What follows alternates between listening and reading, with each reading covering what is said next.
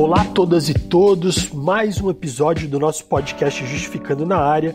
Eu sou André Zanardo, editor do site Justificando, e vamos para mais um papo quente na semana.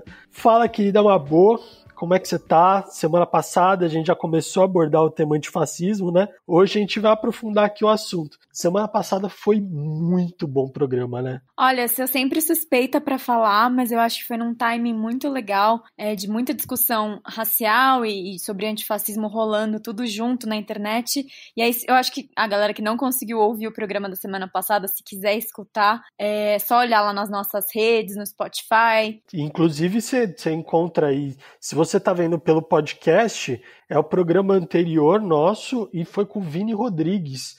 O Vini Rodrigues deu um show aqui para falar de antirracismo, de Black Lives Matter. Assim, ó, programa quentaço. Hoje eu acho que o programa vai ser tão bom quanto. Exato. Bom, gente, eu queria chegar pedindo para vocês que estão escutando nosso podcast darem aquela força, compartilhar nosso conteúdo nas redes sociais, levantar a nossa bola, apresentar para os amigos, para uma pessoa que você gosta, porque eu acho que, enfim, tenho certeza que se você curte, deve ter alguma outra pessoa do seu círculo que provavelmente também ia gostar do conteúdo do programa. Com certeza, é isso aí.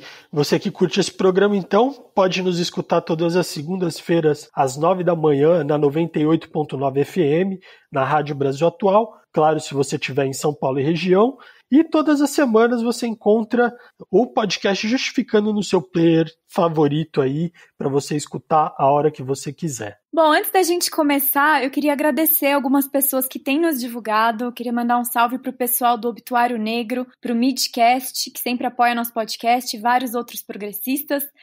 Mandar um abraço pro Euclides Santana no Twitter e pro Pedroca_93. Aproveitando também, vale agradecer para você, ouvinte, que não dá chance para sua família fugir do conhecimento que a gente passa aqui e socializa o nosso podcast em alto e bom som com todo mundo aí de casa. E muito obrigado para você que está sempre aí nos escutando, né?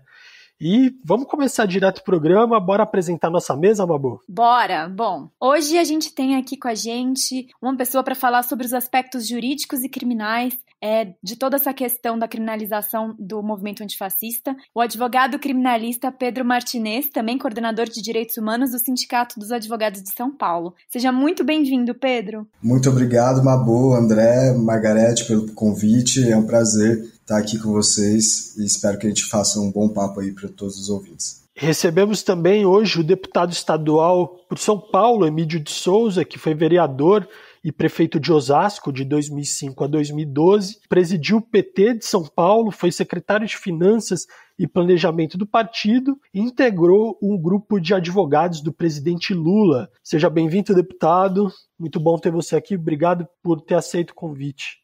Boa noite, André. Boa noite, Mabô. Boa noite a todos que estão no debate aqui. Para mim é uma alegria, uma satisfação poder debater um tema tão importante para todos nós e tão atual. E para complementar nosso bate-papo hoje, a gente também tem a nossa querida moça da casa, sempre ajudando aqui nas nossas análises, Margarete Pedroso, que é procuradora em São Paulo e é membro da Comissão de Direitos Humanos da OAB aqui em São Paulo também. Mag, chega junto. Olá, Mabô. Olá, André. Um grande prazer estar aqui de novo com os nossos ouvintes.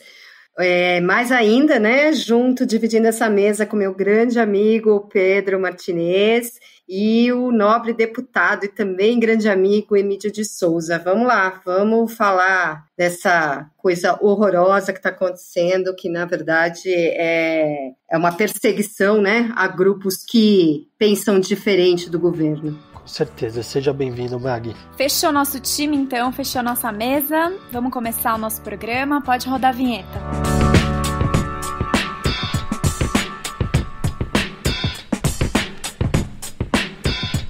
O Ministério Público de São Paulo abriu um inquérito civil para apurar a suposta prática de improbidade administrativa por parte do deputado estadual Douglas Garcia, na divulgação e formação de um dossiê antifascista divulgado nas redes sociais e que continha dados de pessoas que participam de um movimento contra o governo federal. Bom, esse dossiê que tinha informações e dados pessoais de uma galera assim genérica, possivelmente pertencente a ações e movimentos antifascistas, saiu rolando, acho que vocês podem até ter recebido no grupo de WhatsApp de vocês, eu pelo menos recebi, fiquei assustadíssima. Bom, o deputado estadual Douglas Garcia agora é alvo de representação de várias vítimas no MP e a partir de agora o Ministério Público vai apurar a conduta do deputado nesse caso. Vale ressaltar também que o deputado é alvo de outro inquérito no Ministério Público Paulista que também apura o uso da máquina pública por Garcia para propagação de notícias falsas nas redes sociais. Então, acho que aí a gente já introduz o nosso tema. É um tema absurdo, a gente comentou isso no podcast passado, uma das coisas mais absurdas que a gente viu na semana passada. Então, já aproveitando para iniciar o nosso bate-papo, eu já queria fazer uma pergunta direta para o deputado Emídio.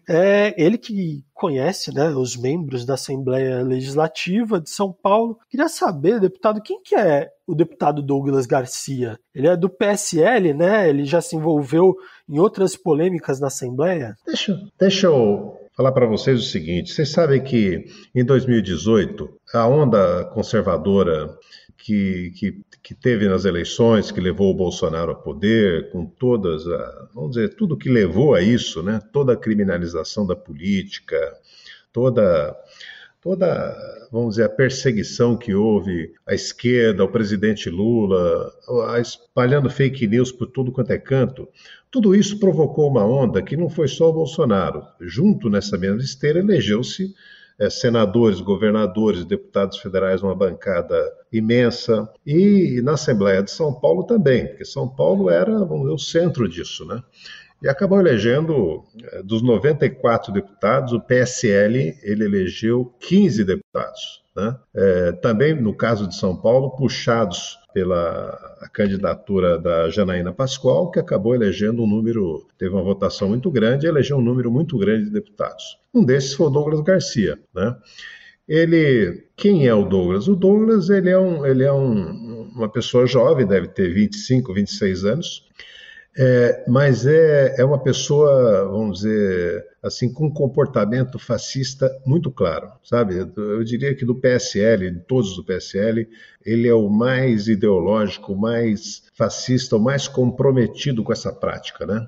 Claro, você tem todo mundo lá, todo mundo tem um viés conservador, mas você tem gente com quem você conversa, né? Agora, ele realmente, o comportamento dele, essa não é a primeira vez, né, André? Ele já vem já teve vários processos no Conselho de Ética, né? Eu sou membro do Conselho de Ética e pude verificar esses processos, né? Um deles envolveu a nossa deputada Érica Malunguinho, do PSOL, né, que é a primeira deputada trans da Assembleia de São Paulo, e ele, numa discussão com ela na tribuna, falou que se ele a irmã dele encontrasse uma trans no banheiro, ele tirava no tapa, né? Assim, ele é um propagador da violência, do ódio, claramente, o comportamento dele todo é esse, sabe, de uma pessoa que vomita ódio o tempo todo, né? E nessa questão agora, mais ainda, ficou claro a maneira que ele age, né? Quer dizer, a única coisa que eu acho bom ficar claro, assim, isso não pode ser tido como uma atitude folclórica do deputado. Tem deputado que é folclórico, não é o caso dele, né? Ele faz isso combinado, ele é muito próximo do clã Bolsonaro, da família Bolsonaro, né? Ele tem uma proximidade realmente muito grande. A grande questão dele, ele não se preocupa em representar algum setor da sociedade, educação, moradia, juventude, nada. Ele se preocupa tão e somente em defender o Bolsonaro e propagar as ideias de direita que ele assume. Ele é de um movimento chamado Direita São Paulo. Ele é vice-presidente estadual desse movimento e foi nessa onda que ele chegou até a Assembleia. E quais são os possíveis crimes que o deputado se envolveu fazendo essa ação aí da divulgação da lista? Vocês poderiam explicar assim para os nossos ouvintes? Acho que o Pedrinho pode falar, Pedro. Bom, Mabu, primeiro eu acho que é bom a gente deixar explícito uma coisa, né? Nós temos aí uma confusão que talvez tenha até sido feita de maneira proposital, né, pelo deputado Douglas Silva, em que ele alega que não foi o responsável pela disseminação daquela lista. Aquela lista que, como você disse, você recebeu, eu também recebi, né, e achei um absurdo a forma como aquilo foi feito, né? São 999 páginas com informações pessoais. Ele alega que não foi o propagador disso, que a lista dele, o dossiê que ele teria entregue a autoridades, seria uma outra lista, né? Então, eu não vou colocar possíveis crimes que ele cometeu com a divulgação da lista, porque a gente não tem certeza, apesar de existirem indícios, né, de que ele foi o responsável pela propagação dessa lista. Mas quem divulgou isso, e não só o primeiro que divulgou, né? Todo mundo que está divulgando isso, por isso que esse tipo de material, quando a gente recebe, a gente não repassa, né? Porque contém dados pessoais que, por mais que às vezes não sejam sigilosos, são dados, informações que podem ser usadas, inclusive para que a pessoa seja vítima de outros crimes, né? Como falsificações, né? Fraudes em geral, através daqueles dados que foram acessados na lista. Então, quando você está propagando, né, está disseminando uma lista dessa, a gente tem que primeiro ver o contexto em que ela foi divulgada, né? Então, essa lista ela foi confeccionada e divulgada num contexto em que essas pessoas elas são elencadas como pessoas antifascistas, né, pertencentes a grupos, organizações que teriam ideais antifascistas, e isso não foi feito de uma forma qualquer, né? Isso foi feito dentro de uma forma para incitar o ódio, né? Essa organização, essa listagem, né, e essa classificação dessas pessoas como antifascistas foi feito no contexto de incitação ao ódio, né, incitação à violência, à perseguição a essas pessoas. Então, aí começa a entrar nas responsabilidades, né, criminais, e não só criminais, eu vou colocar. A gente pode falar, então, de incitação ao crime, né, incitação à violência, a gente pode falar de calúnia e difamação, a gente pode falar de ameaça. Dos relatos que nós recebemos de pessoas que estão integrando a lista, são de que, por exemplo, teve um rapaz que saiu na rua, próximo de onde mora, se eu não me engano, em uma feira livre, e ele foi reconhecido e foi atacado por conta disso. Ou seja, essa lista ela provoca essa reação em cadeia que, mesmo se o deputado foi o responsável pela disseminação da lista ou não, ele, nas postagens dele, dias antes, né, inclusive no próprio dia, coincidentemente, da divulgação da lista, estava incitando ódio contra essas pessoas, incitando violência, perseguição contra essas pessoas, dizendo que grupos antifascistas, na verdade, seriam organizações terroristas, né? Então, organização terrorista, você fazer parte disso, né, você ser um terrorista é um crime no Brasil. Você acusar uma pessoa falsamente de crime também é crime, né? É o crime de calúnia. Então, a gente entra aí em vários crimes que têm que ser analisados dentro desse contexto geral que a lista é feita de perseguição. Além da responsabilidade criminal, né, que deve ser apurada, quem foi o responsável, né, como isso foi confeccionado, como isso chegou nesse nível, né, de termos 999 páginas de dados pessoais rodando pelo país inteiro. Além das responsabilidades criminais, nós temos responsabilidade civil, né? Isso pode gerar indenizações, tanto morais quanto materiais, das pessoas que foram vítimas e constaram dessa lista. Magui, queria perguntar para você, assim, que a gente já fez uma abordagem, já foi direto ao tema, mas talvez algumas pessoas não saibam o que são antifascistas, como se funciona uma ação antifascista, e muitas vezes a direita se aproveita desse termo para tentar anexar a supostos terroristas, como está fazendo o Trump lá nos Estados Unidos, como está fazendo o Bolsonaro aqui. Você pode dar uma breve explicação para a gente sobre o que seria isso? Bom, eu acho interessante, antes de falar do que é antifascista, falar o que é fascista, né? Bom, então o antifascista é tudo aquilo que é contra o fascismo, né? O fascismo Vamos recordar, né? É um conceito histórico de um movimento que nasceu na Itália, totalitário, autoritário, ultranacionalista, ditatorial e, portanto, totalmente contrário ao nosso sistema político democrático que consta da Constituição Federal. Então, ser antifascista é ser contra esse movimento totalitário, autoritário, ditatorial, antidemocrático, enfim, né, defender a Constituição, né? A gente poderia chamar não de antifascista, né? A gente poderia falar de movimento a favor da Constituição, da democracia e de tudo isso, mas a gente não diz isso por quê? Porque nós estamos caminhando para um momento político que é tão autoritário quanto aquele que historicamente nós assistimos, seja no fascismo italiano, quanto até bem perto do nazismo alemão, né?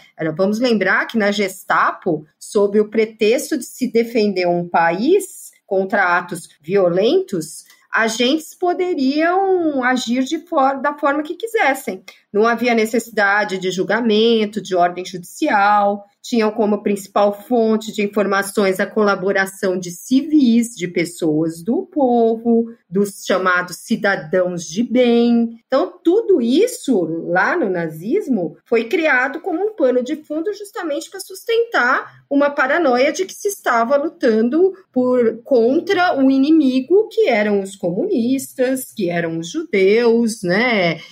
Enfim, todos aqueles que eram os inimigos do regime ali. E a gente vê repetindo atualmente esse mesmo discurso, né? Que é um discurso que que está fazendo parte de um modo de fazer política no Brasil, que se constrói através do medo, da intimidação, da mentira, do estímulo à violência, ou seja, de métodos totalmente incompatíveis com a democracia e que se assemelham muito aos métodos praticados pelos fascistas. Só para acrescentar uma coisa ao que o Pedro disse, é que independentemente da lista, da tal lista, né, que expõe as pessoas que o deputado qualifica de antifascista, e eu falo que aí o deputado, porque ele fala isso no Twitter dele, né? Ele só nega que foi ele que disseminou essa lista, mas independente dele ter disseminado ou não aquela lista que chegou nos grupos de WhatsApp de todos nós, há coisas muito graves nas atitudes dele que foram divulgadas nas redes sociais. E que isso deve ser investigado, aliás, já está sendo investigado pelo Ministério Público, porque o discurso dele de ódio, de incitação às pessoas, principalmente de enviarem e-mail para ele, no endereço de e-mail funcional dele, da Alesp, para que essas pessoas, esses particulares, os tais cidadãos de bem, fornecessem nomes e dados de pessoas que cada um achasse que era antifascista, e aí antifascista sendo como sinônimo de terrorista, de pessoas violentas, de pessoas criminosas, isso por si só já tem que ser investigado, porque é muito sério, é muito grave. Um deputado nada mais é do que um agente público que está se utilizando, inclusive, né, dos mecanismos públicos existentes, e-mail, gabinete e tudo mais, para incitar a violência, para incitar pessoas a denunciarem algo que elas julgarem ser criminosos, para ele fazer o quê com esses dados? Isso também não está esclarecido, né? Ele não tem o poder de julgar as pessoas e nada mais, né? E fazer o que bem entender com esses dados. Outra coisa importante é dizer que a proteção de dados e da intimidade de todos, né, é protegido pela Constituição Federal. A intimidade e os dados não podem ser nem compartilhados e nem disseminados por aí, né? Então, e ele, como deputado, jurou agir de acordo com a Constituição. Então, aí nós vemos várias violações, além do que o Pedro muito bem colocou, mas a gente vê aí uma série de violações, inclusive funcionais, né, do deputado, independentemente dele ter ou não compartilhado essa lista. E só por fim, né, complementando aqui, é bem importante deixar claro que tudo isso é uma grande cortina de fumaça, que é típico do governo, do PSL, porque esse mesmo deputado e mais a turma que ajudou a disseminar fake news desde a campanha de 2018, tinha acabado de ser denunciado perante o Supremo Tribunal Federal num inquérito instaurado justamente para apurar fake news. Então, vem essa cortina de fumaça, mais uma vez desvia a atenção, né, como é muito praxe do modus operandi de todo esse governo, em plena pandemia, onde hoje provavelmente nós chegaremos a 40 mil mortes no Brasil, e desvia toda a atenção. Então, acho que isso é muito importante a gente ter em mente, que é a forma de acontecer, e antes da grande passeata, que eu acho que a gente vai entrar no assunto, que aconteceu no domingo. Então, antes disso, mais uma vez, provocando medo, provocando constrangimento de quem estava indo para a rua justamente pedindo democracia e que eles qualificam aí como terrorista. Terrorista é quem viola a Constituição e viola os princípios democráticos do Estado Democrático de Direito. Muito bem lembrada essa questão da cortina de fumaça, Meg. Eu acho que eu não tinha nem parado para pensar muito por esse lado. Faz todo sentido.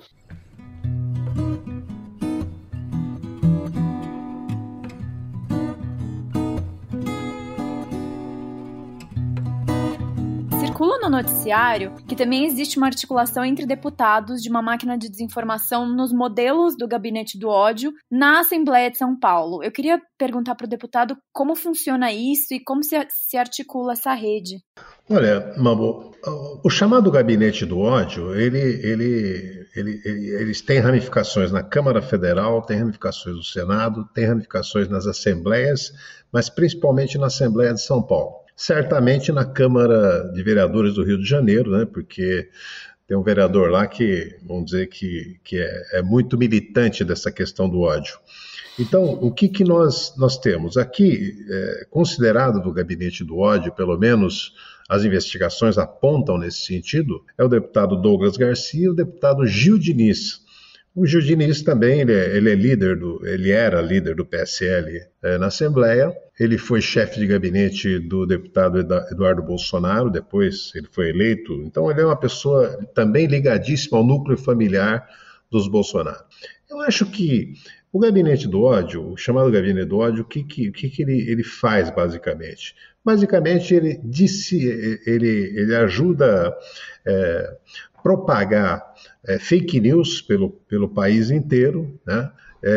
Essa estrutura do gabinete é utilizada para isso, por isso que eu te falei, eles não estão preocupados com pautas específicas, estão preocupados em disseminar informações e vivem disso, né?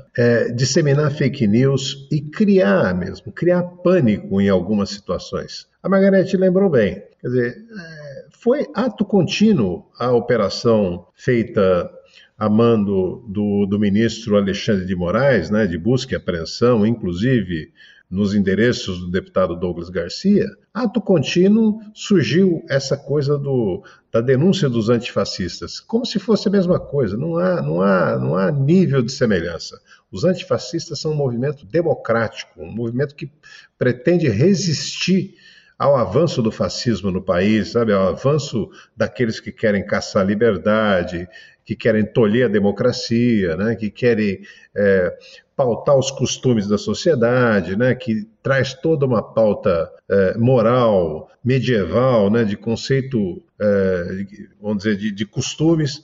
Então, esse antifascismo, uma característica dele, que a Margarete bem descreveu, uma característica dele é o seguinte: o fascismo precisa ter um inimigo, né? Ele não são governos e são lideranças que precisam identificar um inimigo. Por quê? Porque é a maneira dele manter agregado o pessoal que acredita neles, né?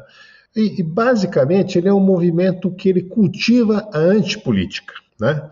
Ele desvaloriza partidos, ele desvaloriza sociedade civil, ele desconhece tudo e tenta concentrar tudo na figura de um Messias, de uma pessoa capaz de salvar o mundo, salvar o país de uma ameaça que eles pintam essa ameaça como real, né?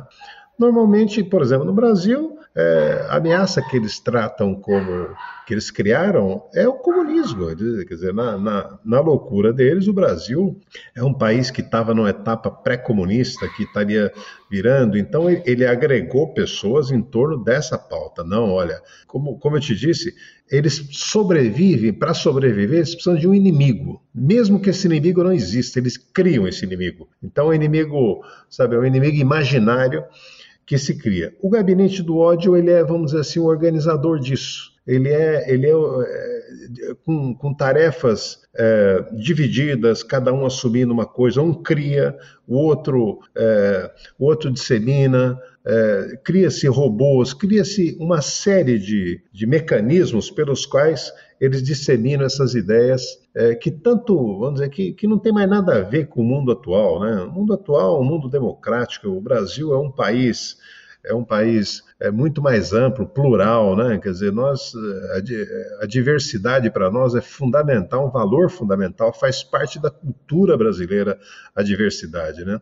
Quer dizer, o que eles tentam agora é impor limites e caçar o direito do povo brasileiro de se expressar como quer. E eu já queria aproveitar, então, encaminhar a pergunta para o Pedro, nosso criminalista aqui presente. Queria perguntar para ele o encaminhamento desse tal dossiê que o próprio Douglas assumiu ter feito para a Embaixada Americana, ou seja, ele enviou dados privados de cidadãos brasileiros, no qual ele julgou, ele ou as pessoas que estavam envolvidas com ele, julgaram ser pessoas criminosas, terroristas, e ele encaminha para a Embaixada Americana para que os americanos tomassem a decisão de, por exemplo, vetar a entrada dessas pessoas nos Estados Unidos. O quão grave é isso, Pedro? E qual que é o impacto político e jurídico disso? André, é muito grave mesmo esse encaminhamento que ele mesmo assumiu que fez, né? Ou seja, ele pega uma lista de cidadãos brasileiros, né, nacionais, brasileiros como ele, encaminha para a Embaixada dos Estados Unidos. Não faz o menor sentido, porque o que o governo americano iria fazer com brasileiros aqui dentro do Brasil, né? O governo americano não pode interferir dentro da soberania nacional em cidadãos brasileiros. Não daria para eles fazerem uma ação, mas essa ameaça, né, de vai proibir a entrada, né? Ele até falou, acabou a Disney, né? A gente vê que isso faz parte dessa ligação, que aí é muito séria, que eles têm com os movimentos de extrema-direita pelo mundo todo, né? Pelo globo. Uhum. Então, não é por acaso que ele começou a falar sobre antifascistas. Não é por acaso que o Bolsonaro começou a querer dizer que antifascistas eram terroristas, né? Um dia antes deles começarem com essa história aqui, o Trump tinha tweetado que ele iria classificar grupos antifascistas como terroristas, porque estes grupos seriam os responsáveis por inflar os protestos antirracistas que estão ocorrendo lá nos Estados Unidos. Então a gente vê que esse movimento ele é coordenado no nível global, porque isso acontece também em outros países, né, como na Europa, não só aqui nas Américas. E o deputado, nesse caso, o deputado ele pode perder o mandato em razão dessa atuação, seja pelo encaminhamento desse dossiê para os Estados Unidos ou até mesmo pela divulgação dentro do público. Como que isso funcionaria? Quem que pode falar disso um pouco? Deputado? Bom, o Emílio é do Conselho de Ética, né? Ele vai avaliar isso aí, já tem representação feita. Tem questões que têm que ser avaliadas do ponto de vista político e também do ponto de vista político, regimental, né? Como também do ponto de vista legal, jurídico, propriamente dito, né? Eu acho que aí é um terreno que primeiro vale a pena a gente refletir. Esse pessoal, os fascistas, eles se vendem como patriotas, como os defensores dos valores nacionais, sabe, defensores do Brasil. O discurso deles foi todo esse durante a campanha e continua sendo os patriotas. Ora, o comportamento dele agora de passar dados de cidadãos brasileiros para a Embaixada Americana mostra o quanto que eles têm de submissão aos Estados Unidos, né? O Bolsonaro, como disse aqui o Pedro, ele classificou como terroristas os antifascistas um dia depois do Trump fazê-lo também com relação aos manifestantes da causa racial nos Estados Unidos. Quer dizer, não sabendo como lidar, ele simplesmente falou, são terroristas. Qual o endereço que eu acho, qual a coisa que nós temos que prestar atenção ali? Primeiro, nós não podemos desconhecer que a família Bolsonaro, a família especialmente, o presidente e o filho, principalmente o Eduardo, tem ligações muito estreitas com os Estados Unidos, com o governo americano, né? Quer dizer, e ali, tanto é que ele queria ter sido embaixador lá, o Bolsonaro chegou a nomeá-lo, teve que recuar, mas ali, para mim, nada é por acaso. Quer dizer, quando o Bolsonaro segue a linha que o Trump tinha dito no dia anterior, aquilo é um jogo combinado. Quando o deputado manda para lá, qual é o efeito que eu acho que pode acontecer? Veja bem, ele levantou uma suspeita completamente infundada e criminosa de que ele estava de uma lista de pessoas que ele classifica como terroristas. Veja bem, a consequência jurídica disso, provavelmente no Brasil, será mesmo para ele, não para quem ele acusou. Para quem ele acusou, vai ter consequências, como disse o Pedro aqui, pessoas que já começam a ser perseguidas na rua,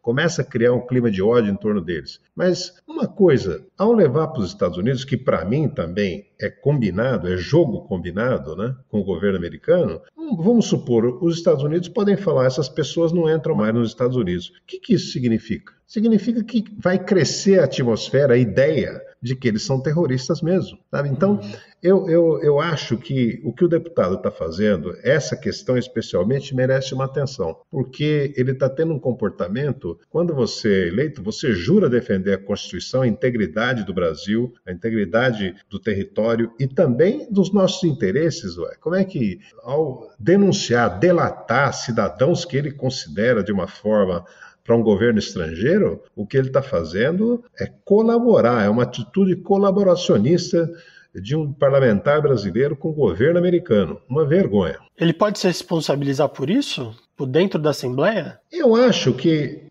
em tese ele pode sim, porque na Assembleia, a Assembleia vai avaliar sob o ponto de vista do comportamento ético dele, né? O Conselho de Ética, o que foi ferido ou não, e certamente já chegou uma denúncia no Conselho de Ética, nós vamos reunir e vamos avaliar com cautela isso, mas eu acho muito grave essa ação dele. Beleza. É uma ação persecutória mesmo, né? Aos próprios concidadãos que ele deveria estar servindo. Se me permitem complementar, é bem importante dizer que o deputado, né, o Douglas, ele inclusive menciona que o Flávio Bolsonaro também estava mandando esse dossiê para fora do Brasil. E isso é bem importante dizer, né, que estaria mandando para os Estados Unidos, e aí vem aquela história da Disney e tudo mais, que isso daí já vira anedota, né? Eu acho que tudo deles tem uma anedota por trás, né? Deles que eu falo de todo o clã, né? Porque você vê a Damares, tem sempre umas anedotas, né? Então ele entrou com essa história da Disney, mas na verdade é muito sério. Se ele está vazando alguma informação para fora do Brasil, está ferindo a soberania, isso é muito grave, né? E não é a primeira vez que uma notícia dessas chega aos nossos ouvidos. Há várias notícias que os Estados Unidos, inclusive, estavam tendo acesso a algumas informações privilegiadas do Brasil, notícias de pacto de fronteira, que o Bolsonaro teria ido até lá para fazer acordos internacionais para que os Estados Unidos tivessem convênio de pacto de fronteira, a própria questão da Venezuela e o Brasil tem dialogado muito com os Estados Unidos a respeito disso. Então, faz parte tudo de um grande conjunto de uma política encampada por esse governo. Se por um acaso o deputado federal, o senador da família Bolsonaro estiver envolvido, nós temos aí explicitamente como crime de responsabilidade a questão da violação de soberania.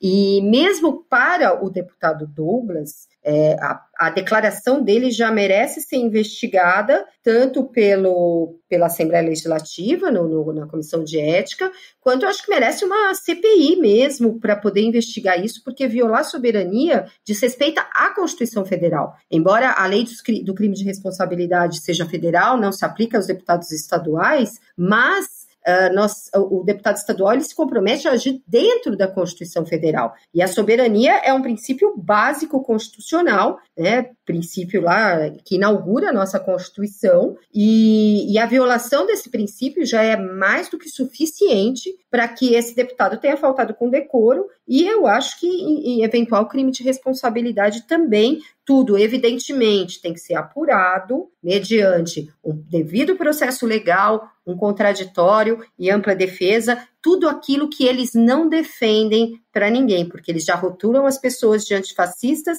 eles já pedem para que qualquer do povo, cidadão de bem, denuncie essas pessoas, exponham a identidade dessas pessoas, sem ter direito dessas pessoas nem falarem o que é um antifascismo e sem um crime anterior que defina essas condutas como criminosas, como ele quer fazer crer, né? Então, assim, eu acho que tem que investigar, tem que garantir para eles todas as garantias constitucionais de um processo, como o Supremo está fazendo no inquérito da fake news, mas é muito importante que isso seja investigado, apurado e, eventualmente, responsabilizado quem fere a soberania nacional. Se nós, hoje, vamos virar quintal dos Estados Unidos, que isso fique claro, então, e que se assuma o ônus legal dessas condutas.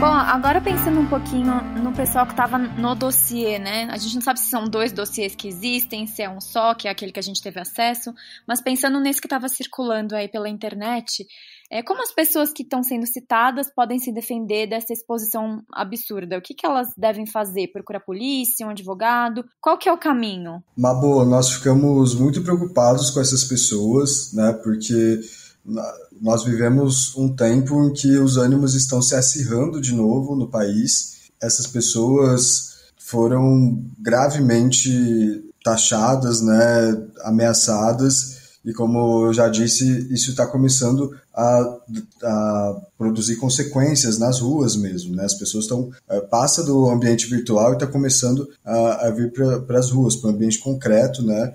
O que leva as pessoas, inclusive, a altos riscos à sua integridade física.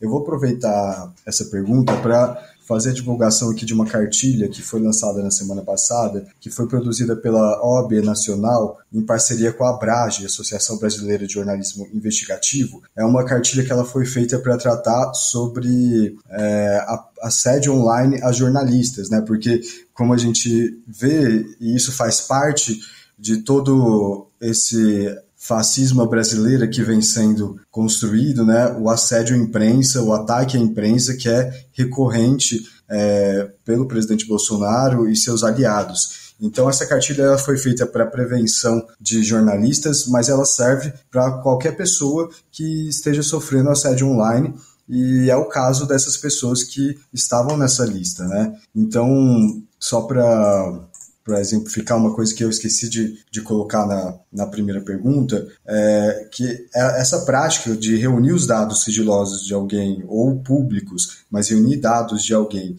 de forma organizada, divulgar isso em um contexto de ameaça, em um contexto de perseguição, isso é denominado doxing, né? É uma prática que ocorre no mundo inteiro e isso já vem sendo estudado.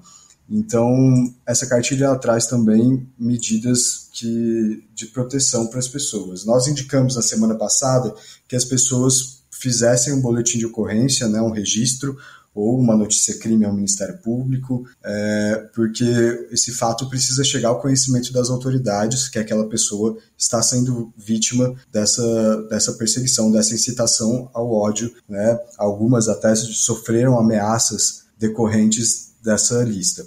Então, eu aconselho as pessoas, é sempre bom procurar um advogado, né, para fazer qualquer manejo em procedimentos legais, né? Então, mas não é necessário que seja acompanhado por um advogado para registrar um boletim de ocorrência.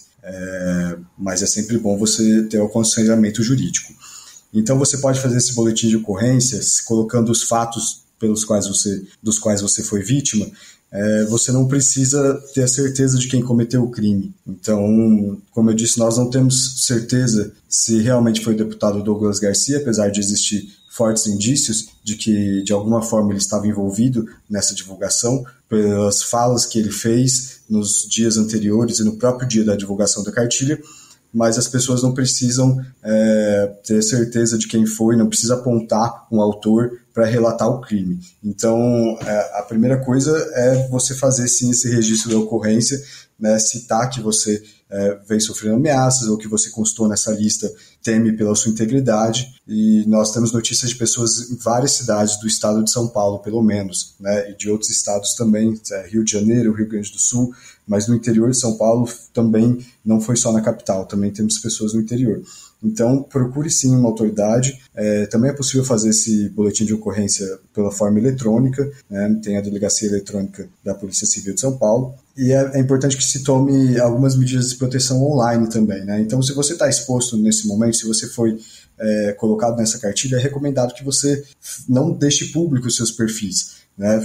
Tranque o perfil do Twitter, Instagram, Facebook, deixa ele privado só para os seus amigos, pelo menos por um tempo, né? Até que a poeira abaixe nesse sentido, para evitar que você sofra mais ameaças, né? É óbvio que esse é o objetivo deles também, né, que das pessoas que divulgam isso, é intimidar as pessoas que estão na lista. Ninguém tem que ficar intimidado, ninguém tem que abaixar a cabeça, mas ao mesmo tempo tem que buscar uma proteção. Nós não sabemos o que é possível, né, nesse ambiente de ódio que vem sendo criado, né, essa incitação à violência. Nós vivemos esse tempo de pandemia que também causa muitos desequilíbrios emocionais, mentais, então nós não sabemos o que pode acontecer. É um momento de quem está nessa lista se preservar, fazer o registro dessa ocorrência, e é importante sim buscar um advogado para tomar as outras medidas legais, como possivelmente a busca de alguma indenização civil, né, quando estiver o autor dessa divulgação.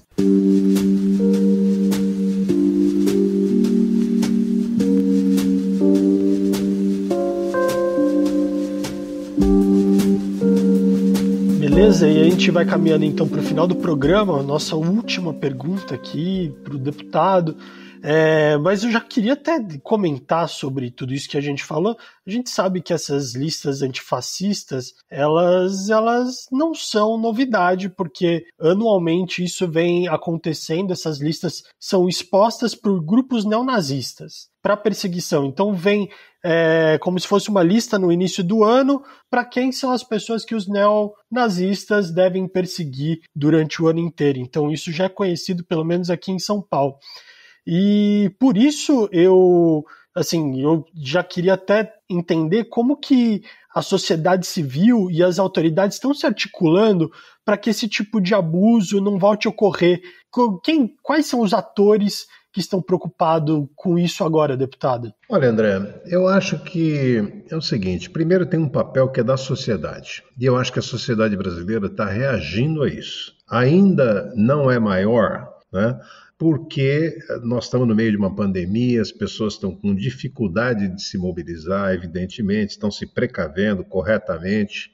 Mas o movimento de domingo passado, o ato lá no Largo da Batata, já foi um princípio de mostrar que as pessoas não estão mais a fim de tolerar esse tipo de coisa, que nós chegamos no nosso limite. E eu acho que é importante começar, porque daqui a pouco, superada a pandemia, as pessoas tendo condições de se mobilizar, eu acho que o Brasil vai caminhar para uma aliança antifascista mais ampla, né, e para grandes mobilizações nacionais. Eu acho que nós vamos criar condições para grandes mobilizações no próximo período. Tá?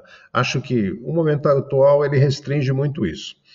A outra coisa é a seguinte: além da sociedade ter que cumprir o seu papel, e ela é insubstituível nisso, outra questão é que o judiciário, especialmente, o poder público, vamos dizer, as instituições públicas, né, o Congresso Nacional, as assembleias legislativas, é uma guerra diária isso, combater o fascismo, sabe, impedir esse tipo de violência. Por exemplo, eu acho que a Assembleia vai ter que agir muito na questão relativa à violência policial. Não tolerar a violência policial, porque esse tipo de comportamento ele entra dentro do aparelho policial, né? Então, é preciso atuar nessa questão, é uma das coisas que tem que ser feita.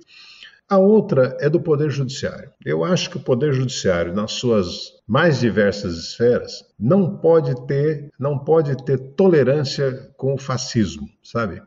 Com a sua forma de agir, a sua violência, o seu jeito de tentar impedir o funcionamento do próprio Judiciário e do próprio Legislativo, né?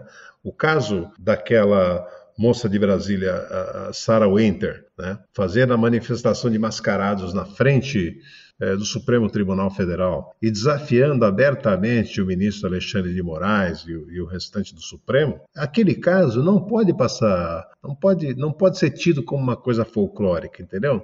Ou se usa esses casos para exemplarmente punir, falar não vai haver tolerância com esse tipo de coisa, ou isso vai acabar crescendo, né? Então eu acho que há um papel a ser desempenhado pelo Judiciário nas suas mais diversas esferas e pode-se conter, pode-se impor limite a isso, pelas casas legislativas em todos os níveis e pela sociedade civil. A Ordem dos Advogados em São Paulo, eu acho que a Ordem está cumprindo um papel excepcional, sabe? Tanto a nível nacional como também aqui no Estado, sabe? A sua Comissão de Direitos Humanos, a Margarete é parte disso, tem trabalhado, sabe? A Ordem tem feito presente, tem tido presença significativa. Os sindicatos de advogados, muita gente tem se mobilizado em torno disso na sociedade civil. Mas esse papel, o ingrediente novo, eu acho que é a mobilização popular, que é muito importante e que tende a continuar. Queria também lembrar que a perseguição aos movimentos sociais é recorrente como política de Estado, né? Em 2013, 2014, a gente viu a própria polícia elaborando esses dossiês semelhantes que foi encontrado em inquérito, no inquérito fajuto, lá, o inquérito dos Black Blocs, que foi depois arquivado, inclusive, devidamente, mas foi objeto de perseguição de muita gente. Então, a gente espera que, exatamente como o deputado Emídio falou, que a polícia seja fiscalizada, porque senão quem mais vai utilizar esse tal dossiê aí é a própria polícia, e isso a gente não pode deixar que aconteça. É isso, vamos fechar o programa, Mabô? Vamos, eu só queria, na verdade, pedir para o deputado Emídio e também para o Pedro deixarem páginas, links, enfim, referências para o pessoal que quer seguir eles, acompanhar o trabalho deles, ou que precisa de algum auxílio por conta de toda essa movimentação que aconteceu na semana passada, enfim, na manifestação, com essa lista que rolou no WhatsApp. Eu acho que deve ter muita gente interessada em acompanhar e apoiar o trabalho de vocês. Olha, deputado tem uma público, né? Então, a Assembleia Legislativa, meu gabinete é sempre aberto, tanto vamos dizer, fisicamente, né? Não nesse período agora, mas como virtualmente também, as pessoas podem acessar, mandar e-mail, né? O e-mail oficial da Assembleia, e eu tenho o maior prazer. Eu acho que é importante a gente trocar informações, trocar dados, sabe, preparar, fazer ações combinadas em defesa da democracia, do combate ao fascismo, do combate à intolerância, não deixar, sabe, eu acho que se tem uma coisa, é assim, é não deixar pequenas coisas acontecerem como se fosse normal, senão vai naturalizando um jeito de país, entendeu? Vai dando a impressão de que está tudo certo. A impressão que eu tenho do Bolsonaro hoje é essa: ele vai testando os limites que a sociedade tem com ele. Testa uma coisa, se não dá certo, eu tento colocar meu filho como embaixador, se não der certo eu recuo. Bom, eu tento falar do fechamento do Congresso Nacional, se não der certo eu recuo. E ele tem ido dessa forma, né? E eu acho que nós precisamos deixar claro que nós não vamos aceitar esse tipo de coisa. Meu mandato está totalmente à disposição. Legal, deputado, muito obrigado aí pela sua presença, obrigado demais. O que eu tenho que agradecer, eu quero deixar um abraço à Margarete, ao Pedro, a Mabô, ao André, a todos vocês que estão acompanhando aqui, todos os nossos ouvintes da Rádio Brasil Atual, do Justificando, e numa próxima continuaremos a conversar, tá bom? Um abraço a todos. Volte sempre, deputado, muito obrigada.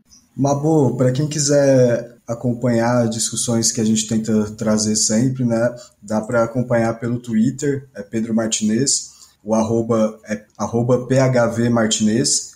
Acho que é um bom canal que dá para a gente trocar bastante sobre as coisas que vem acontecendo. Como o Emídio colocou, acho que foi importante, né, essas manifestações que aconteceram no domingo, apesar de estarmos aí em plena pandemia, o recado é que o povo brasileiro não está aguentando mais essa postura, né, dos governantes no nível federal, especialmente.